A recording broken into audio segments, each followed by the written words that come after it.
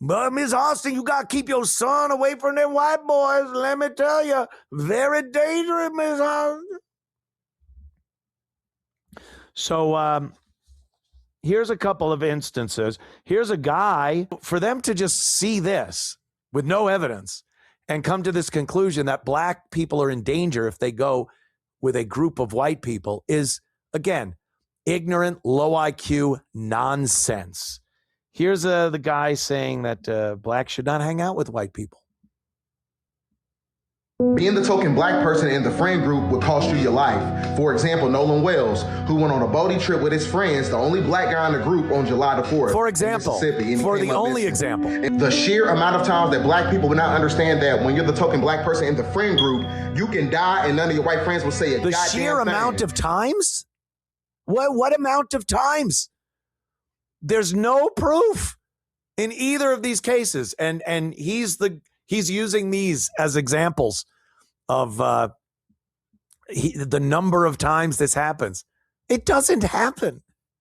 It's probably statistically the lowest instance of murder. A group of whites murder the single black person that is with them.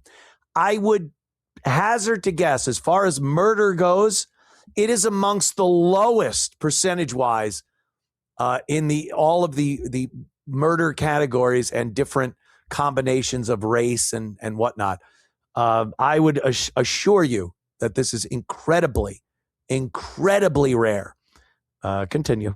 See, that's the problem. You think everybody fuck with you. Everybody don't like you. This illusion of inclusion bullshit is a westernized ideology that doesn't exist. Because their concept of patriotism is really racism. You just had 400 white nationalists in D.C. marching on July the 4th. Some of those people are teachers, firefighters. Pause there, too. And what did they do? I'm not going to get into the fucking argument. They're feds, dude. They're feds.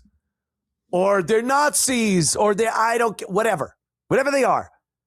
Whatever. I'm using this as an example of what he's saying. What did they do? Was there any violence connected to the Patriot Front when they marched in D.C. on Independence Day? Was there one instance of even casual harassment?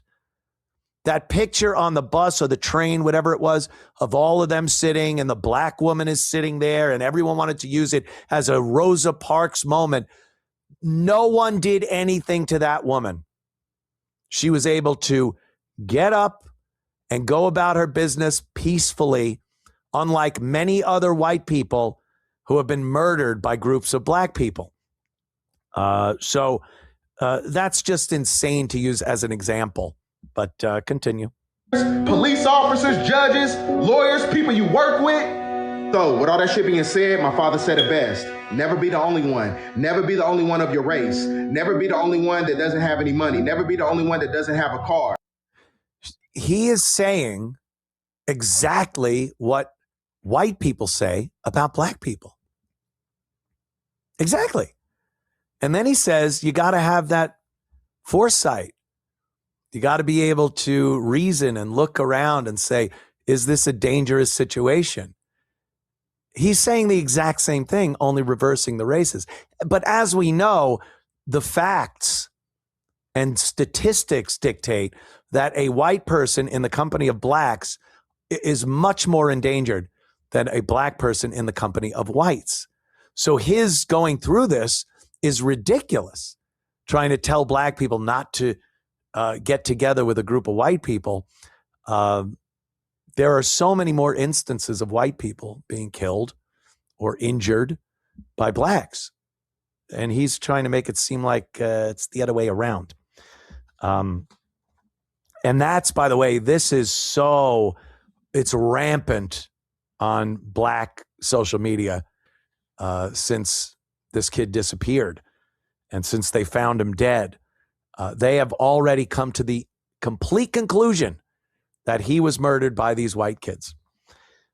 Here's a white woman, of course, a white liberal mud shark lump of shit woman who agrees with the black guy there and is saying that black people One black person should not hang out with a group of white people. This is so fucking racist. It's insane. But here you go. Listen to this.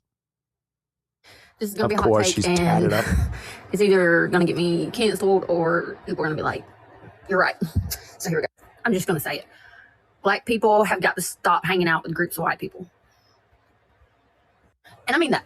If you're going to be the only black person in that group, go home. Go home. Because these days, you just can't trust white people anymore. Obviously. It happens time and time and time again.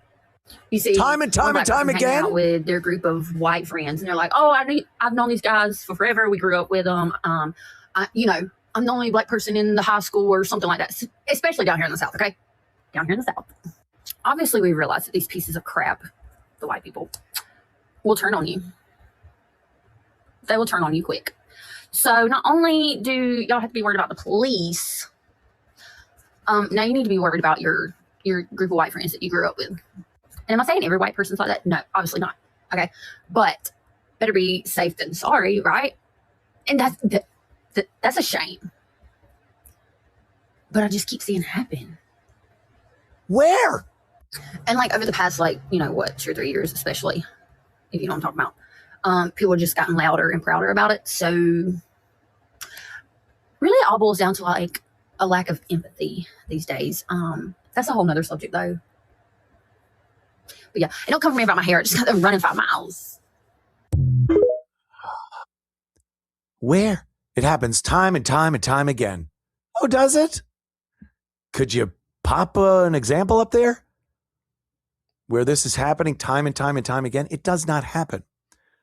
She's like, oh, if you're the lone black person and there's a group of whites, just go home. Just go home. Do you know it's more dangerous on their walk home than it would be hanging out with the white people? This kid's dead. No one knows how that happened. And look, I'm willing to say, because I don't know any details of this, maybe there was an altercation. I don't know. Who the fuck knows? There's no evidence.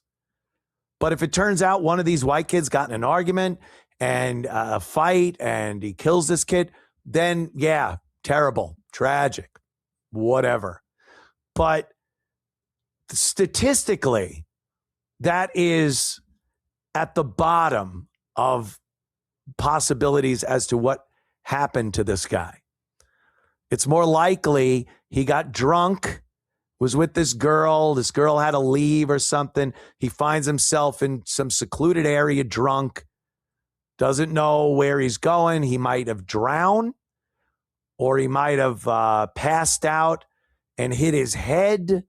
There are other things that can happen. Drunk young people are constantly fucking themselves up. And that's that. I guess we'll see what happens. We'll follow this story along with other stories here on the Anthony Cumia Show. That's right.